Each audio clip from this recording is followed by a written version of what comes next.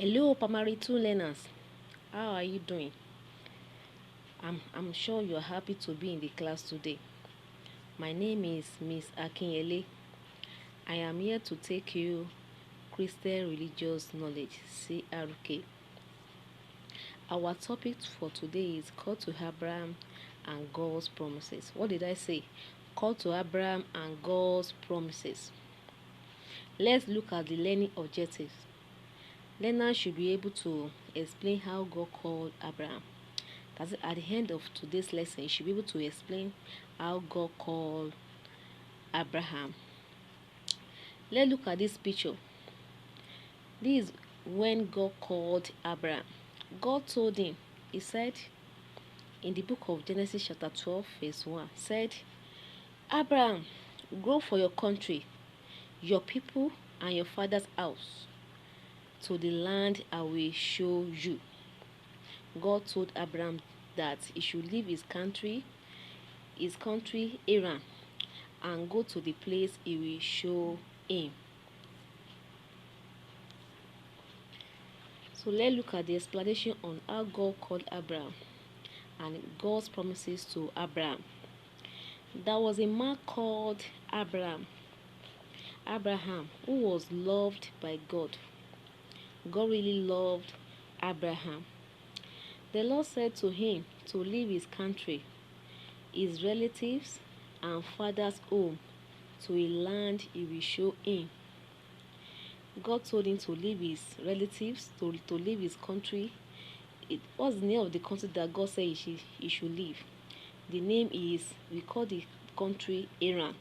That should leave the place and go to the place he will show him. And Abraham did not disobey God. Abraham obeyed God. So when he was going, he took his wife.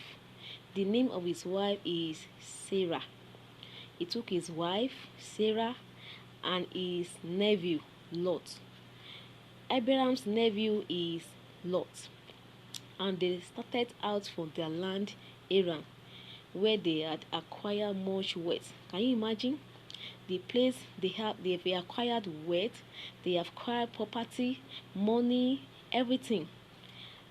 And the slaves, and go to the place and go to unknown land, and go to the place where they did not know. So when he was going, God made promises to Abraham. God made promise to Abraham to bless him, to make him famous, and curse those who cursed him, and bless those who bless him. So God told Abraham that he will bless those who bless Abraham, and he will curse those who curse Abraham. So can you now see that it is good as a Christian to obey God? When God told Abraham that he should leave his country, the place where he has acquired so many things, and go to a unknown place, he did not argue with God. Abraham obeyed him and left his country to unknown land. So can you now see that it is good as a Christian to be an obedient servant? Whenever God asks us to do something, let's try to do it. You must not argue with God. If God said you should do something, try to obey God. Try to listen to the voice of the Lord. Obey him. When you obey God, you will see a good reward. But if you don't obey God, then you see the negative.